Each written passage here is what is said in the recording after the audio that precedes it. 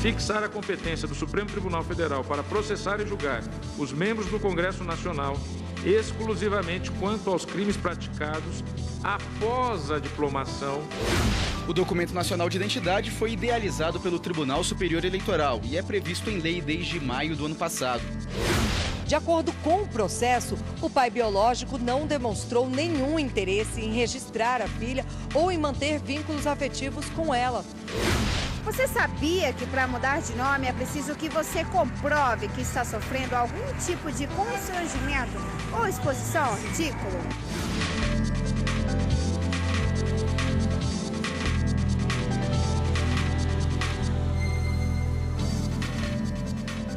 Olá, boa noite. Boa noite para você. O Supremo Tribunal Federal retomou hoje o julgamento sobre restrição do foro privilegiado. A repórter Carla Lucena tem os detalhes desse julgamento para a gente. Boa noite, Carla.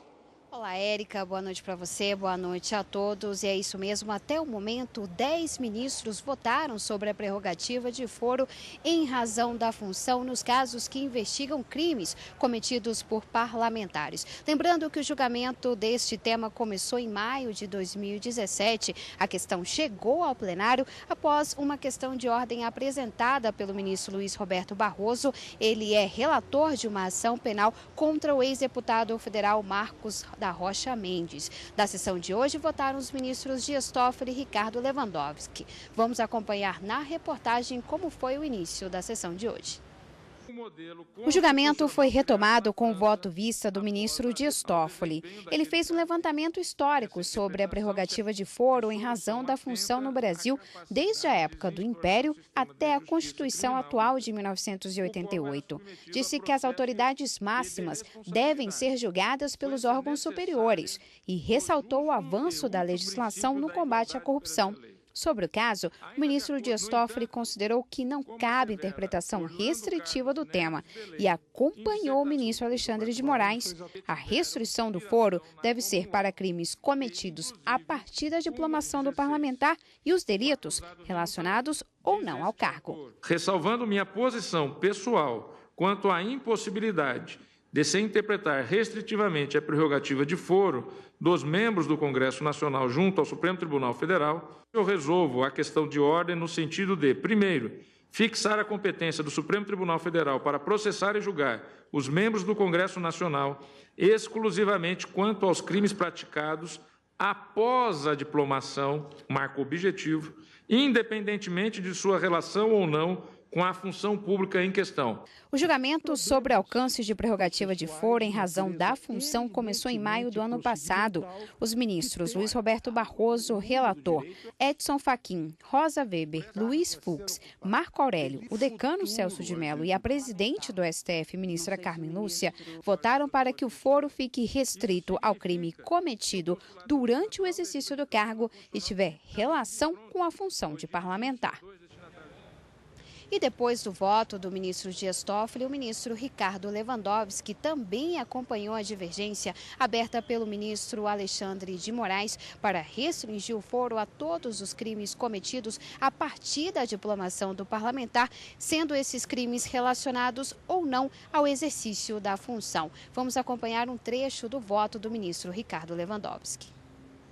Esta solução proposta pelo ministro Alexandre de Moraes, a meu ver, protege o parlamentar contra, digamos assim, alguma ação de natureza temerária que possa, eventualmente, tisnar ou dificultar o pleno exercício do mandato. Entendo que aqueles crimes que foram praticados antes da diplomação, como propostos, porque não interferem a rigor, ou pelo menos não com tanta intensidade no exercício do mandato, deve ficar a cargo das instâncias ordinárias apropriadas. E o julgamento foi suspenso e vai ser retomado amanhã com o voto do ministro Gilmar Mendes. Voltamos ao estúdio. Obrigado, Carla. E quem está aqui para comentar a sessão de hoje é a consultora jurídica da TV Justiça, Karina Zuppolotto. Boa noite, Karina. Boa noite, William. Karina, boa noite. Como é que esse caso chegou ao Supremo? Trata-se de uma ação penal, ao contrário do que eu falei no dia do plenário agora há pouco, que era um recurso extraordinário, mas, na realidade, chega até o Supremo Tribunal Federal com uma ação penal que começou lá embaixo, quando o ex-deputado Marcos da Rocha Mendes era prefeito, foi candidato à prefeitura do município de Cabo Frio, no Rio de Janeiro, e foi acusado de compra de votos, de corrupção eleitoral. Em 2013, ele era prefeito, mas só em 2013 a denúncia foi recebida em razão dele ter se tornado prefeito no TRE, Tribunal Regional Eleitoral do Estado do Rio de Janeiro. Mas com o término do mandato dele como prefeito, a prerrogativa de foro, que era do Tribunal em segunda instância para processar e julgá-lo nesse crime eleitoral, acaba sendo declinada para a primeira instância da Justiça Eleitoral, porque ele deixou de ser prefeito. Logo depois, ele se torna suplente de deputado federal e tem que vir para Brasília para assumir o cargo de deputado federal em razão do afastamento dos deputados do partido. Tornando-se deputado federal, o processo que estava na primeira instância da Justiça Eleitoral vem para o Supremo Tribunal, porque é o juiz natural para processar e julgar deputados federais, senadores da República, enfim, autoridades da competência da Suprema Corte. Enquanto deputado federal, o processo tramitava aqui no STF. No entanto, ele se candidatou novamente à prefeitura no Rio de Janeiro, no estado do Rio de Janeiro, e tornou-se prefeito. Logo, o processo teria que sair novamente do Supremo para ir para o Tribunal Regional Eleitoral. Só que quando ele renuncia ao mandato de deputado federal para se candidatar à prefeitura, o processo já estava aparelhado e já estava instruído, pautado para julgamento na turma. E aí o ministro Luiz Roberto Barroso suscita a questão de ordem nessa ação penal para se discutir a restrição dessa prerrogativa de foro em razão desse sobe e desce dos processos criminais, em razão das autoridades que têm essa prerrogativa firmada na Constituição Federal. Então, tudo começa com essa ação penal e essa questão de ordem apresentada pelo ministro Luiz Roberto Barroso, relator da ação penal, nesse caso do ex-deputado Marcos da Rocha Mendes. É bem provável que esse julgamento se encerre na sessão de amanhã da quinta-feira, né, Karina? É um julgamento que se iniciou já há um ano, houve um pedido de vista do ministro Alexandre de Moraes no primeiro momento, depois o voto do ministro Dias Toffoli na sessão plenária de hoje, e amanhã a grande expectativa é que o voto, bastante alentado do ministro Gilmar Mendes, ele disse que tem pelo menos 50 páginas de voto, deva concluir esse julgamento e aí firmar-se um posicionamento do Supremo acerca dessas ações penais, se continuam no Supremo ou se são declinadas para as instâncias inferiores. Obrigado, Karina. Advogados e representantes da Defensoria Pública se reuniram hoje com a presidente do Supremo Tribunal Federal e do Conselho Nacional de Justiça, a ministra Carmen Lúcia. O assunto foi a ação que trata da prisão em segunda instância. O assunto da reunião foi uma ação que está aqui no Supremo e trata da prisão em segunda instância. O objetivo de advogados e defensores públicos era pedir que as prisões de condenados pela Justiça sejam decretadas apenas depois do trânsito em julgado dos processos. Pautar a ADC, se possível com julgamento da liminar ou do próprio mérito. Ou seja, o Supremo resgatar a vontade que é do Poder Constituinte, o Supremo resgatar o que está escrito na Constituição, em que essa prisão só ocorra após o trânsito julgado e não na segunda instância, tendo em vista esse efeito que gera justamente no sistema penitenciário, mais uma vez atingindo a massa carcerária, os pobres, os mais vulneráveis. São esses, de fato, que são atingidos com essa decisão. A Procuradoria-Geral da República apresentou ao Supremo Tribunal Federal uma denúncia por corrupção ativa contra o ministro da Agricultura, Blairo Maggi, do PP do Mato Grosso. De acordo com a PGR, em 2009, Maggi, então governador, participou de um suposto esquema de compra e venda de cadeiras no Tribunal de Contas do Estado. Caberá ao STF decidir se abre um processo e torna Maggi réu nesse processo. Na denúncia, a Procuradoria-Geral da República, a procuradora, aliás, Raquel Dodge, afirma que há provas de que o grupo pagou propina que pode chegar a 12 milhões de reais para que um conselheiro do TCE do Mato Grosso pedisse aposentadoria e assim abrisse vaga para a indicação do ex-deputado estadual Sérgio Ricardo de Almeida. Por meio de nota, a assessoria do ministro disse que ele recebeu a denúncia com estranheza e que uma investigação anterior sobre o mesmo fato já havia sido arquivada. A pedido do Ministério Público Federal, concursos para serviço militar temporário não terão mais limite de idade máxima. A sentença dada pela Justiça Federal vale para todo o país e deve ser mantida até a criação de uma lei para regulamentar o assunto. Treinamento intenso, rigoroso, por terra, pelo ar. e sem limitar a idade de quem pretende entrar para o serviço militar temporário. O Ministério Público Federal defendeu que a União não pode fixar uma idade máxima para os concursos de recrutamento que são provisórios. A Procuradoria da República no Amapá entrou com uma ação civil pública na Justiça para garantir isso. E a Justiça Federal aceitou o pedido do Ministério Público. A decisão seguiu o entendimento do Supremo Tribunal Federal de que apenas uma nova lei pode definir um limite de idade para entrar na carreira militar. No último concurso, o Exército definiu em 37 anos a idade máxima dos candidatos ao cargo de sargento temporário. O MPF fez uma recomendação para que fosse retirada essa restrição, mas como o Exército questionou e não atendeu à medida, o MPF no Amapá recorreu à Justiça. A decisão vale para todo o país, já que pretende proteger direitos coletivos. Ainda nesta edição, conheça as possibilidades de mudança do nome no registro civil. É preciso que você comprove que está sofrendo algum tipo de constrangimento ou exposição ao ridículo.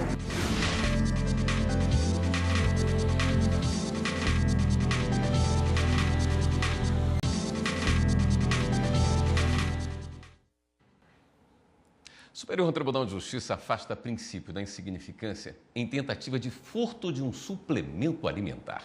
Essa decisão ocorreu porque o réu é reincidente. Em primeira instância, o homem foi condenado a 1 ano e 4 meses de prisão em regime aberto por ter tentado furtar um suplemento alimentar que custava R$ 77. Mas o Tribunal de Justiça do Rio de Janeiro aplicou o princípio da insignificância e afastou a condenação, considerando que não havia ofensividade na conduta do réu e que o produto tinha um valor inferior ao salário mínimo vigente na época. A conduta foi ainda considerada irrelevante, porque o suplemento foi devolvido ao supermercado. Contra essa decisão e considerando que o réu já tem 2 condenações pela prática de roubo, o Ministério Público entrou com recurso especial no STJ. O relator ministro Nefe Cordeiro explicou que, apesar da mínima ofensividade da conduta, a jurisprudência do STJ afasta a aplicação do princípio da insignificância caso o réu seja reincidente. A decisão da 6ª turma foi unânime. O Superior Tribunal de Justiça negou o recurso de uma mulher que queria mudar a certidão de nascimento da filha. Ela queria incluir o nome do pai biológico e do padrasto no documento. Ao analisar o caso, os ministros da 3ª turma do STJ entenderam que a inclusão do nome do pai biológico não seria a melhor solução para a criança. A menina havia sido registrada pelo padrasto que, apesar de não ter certeza da paternidade, decidiu criá-la como filha. Depois que o exame de DNA comprovou que o pai biológico era outro, a mãe queria incluir os 2 no documento da menor. De acordo com o processo, o pai biológico não demonstrou nenhum interesse em registrar a filha ou em manter vínculos afetivos com ela. Também ficou demonstrado que o pai socioafetivo desejava continuar cuidando da menina. Além disso, o Tribunal de Justiça do Rio Grande do Sul entendeu que a mãe entrou com a ação para forçar uma aproximação com o pai biológico. Por isso, negou o pedido. A decisão foi mantida pelo STJ.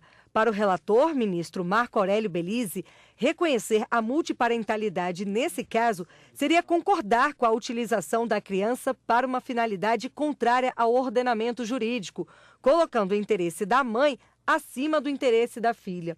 Além disso, segundo o magistrado, a própria filha pode reivindicar na Justiça o reconhecimento no futuro. Todos os ministros da 3ª turma acompanharam o voto do relator. Casos de alteração no nome geralmente vão à justiça, como vimos aí. Algumas situações permitem a mudança no nome, do nome no registro civil. Casos de constrangimento, adoção ou erro de grafia estão entre as possibilidades. O levantamento mais recente do Instituto Brasileiro de Geografia e Estatística, o IBGE, registrou em 2016 um pouco mais de 2.700.000 nascimentos no Brasil. Nas certidões, vários nomes. Destaque para Miguel e Alice, as opções mais populares em 2017.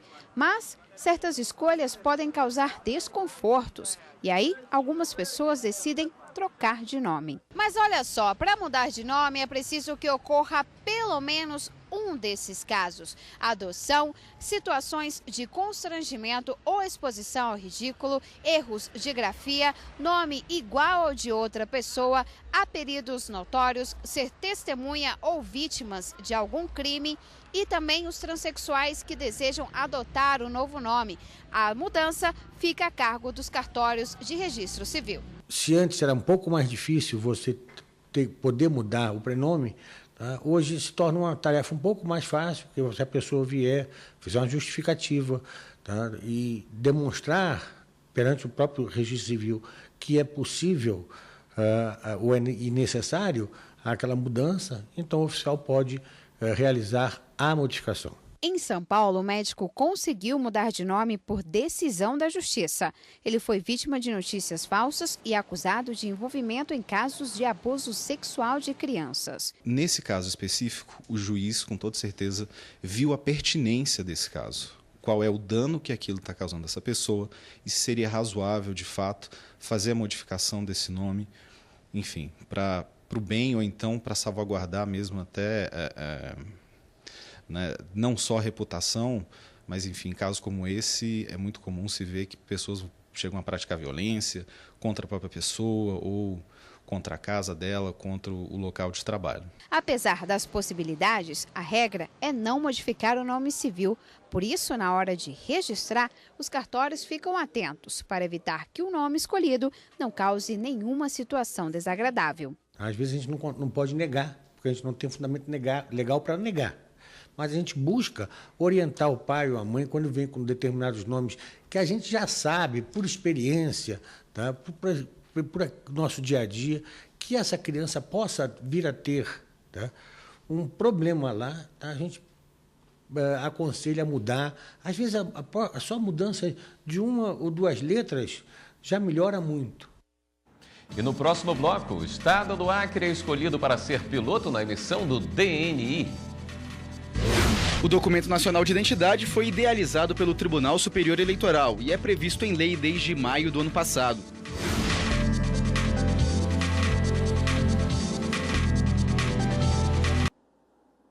O Tribunal Superior Eleitoral julgou dentro do prazo todas as 30 prestações de contas dos partidos políticos do exercício financeiro de 2012.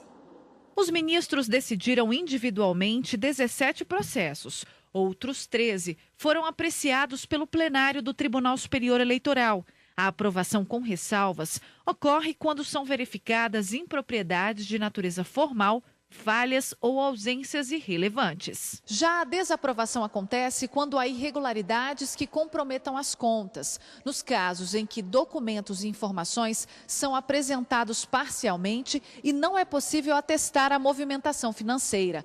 A desaprovação acontece também quando fica comprovado que as informações apresentadas não são verdadeiras. Do total de 13 decisões tomadas pelo colegiado da Corte Eleitoral, 6 foram pela aprovação com ressalvas. A do PCdoB, PDT, PSB, PT, PTB e a do PEN.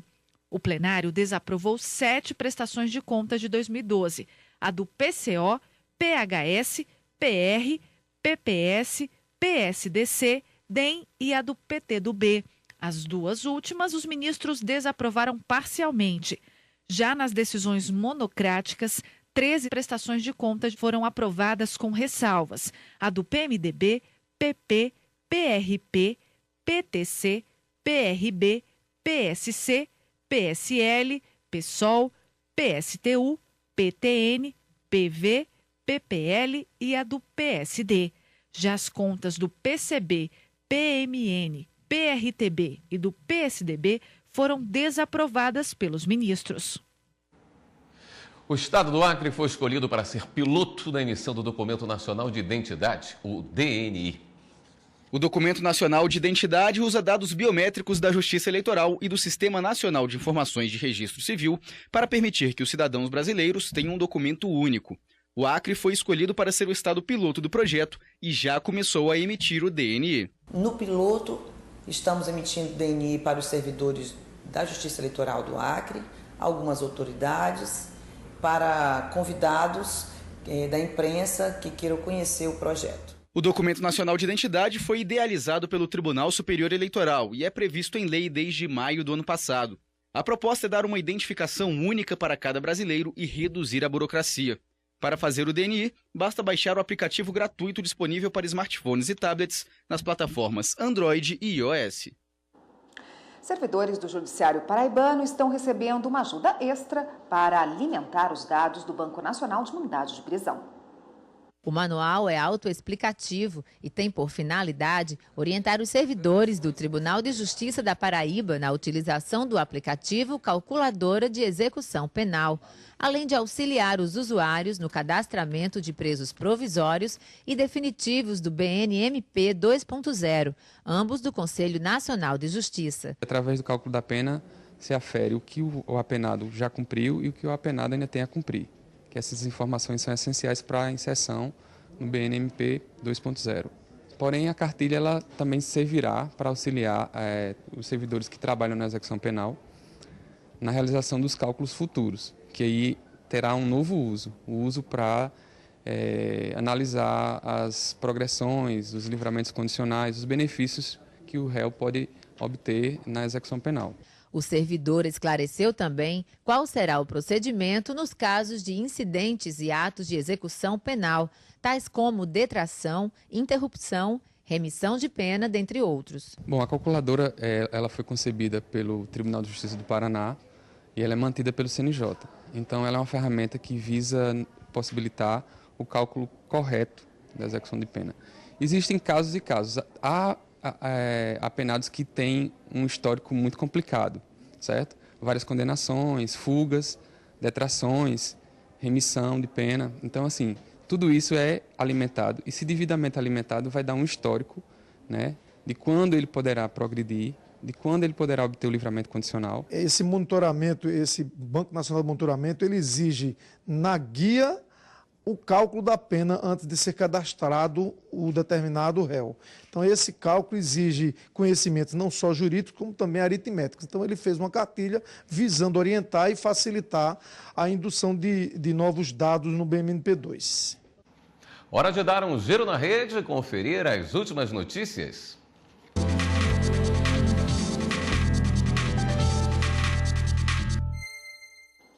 E quem está na redação do Jornal da Justiça hoje vai nos atualizar das últimas notícias é a repórter Fernanda Porto. Boa noite, Fernanda. Boa noite, Érica. Boa noite, William. Boa noite para você que está em casa. A gente vai começar o giro de hoje falando que a Assembleia Legislativa de Minas Gerais suspendeu temporariamente na tarde de hoje a tramitação do processo de impeachment contra o governador do estado, Fernando Pimentel.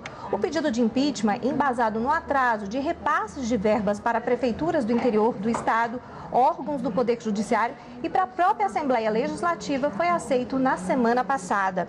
Em São Paulo, o organizador de eventos, Valdomiro Júnior, foi condenado por homicídio culposo, quando não há intenção de matar, de 4 pessoas que morreram pisoteadas durante um rodeio em 2009. Para a Justiça, Valdomiro assumiu o risco das mortes ao permitir a superlotação no local. E a Justiça de Alagoas autorizou a instauração criminal contra gestores públicos de 7 municípios do estado. A investigação é para apurar o descarte ilegal de resíduos sólidos. Você em casa já sabe. Para rever nossas reportagens, é só acessar o site tvjustiça.jus.br. Eu volto ao estúdio. E o Jornal da Justiça está terminando agora, mas nós gostaríamos de convidar você para mandar seus vídeos de todo o Brasil. É fácil, é só gravar uma história legal no seu celular e mandar pra gente. O nosso WhatsApp é o 61 99 260 6116. E o e-mail, anote, jornaldajustiça@stf.jus.br. Uma boa noite para você. Boa noite, até amanhã.